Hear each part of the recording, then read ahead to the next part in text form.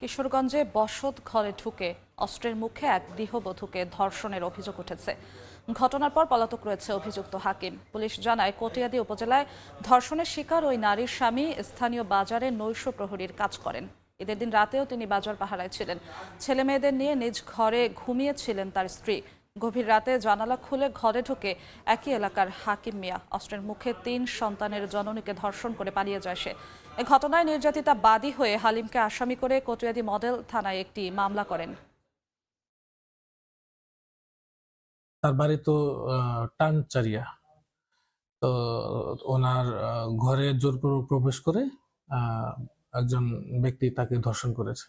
আমরা তদন্ত করব, তদন্তের যে ফলাফল শেষ করে তারপরে ওটা পুলিশে দেওয়া হবে আর কি।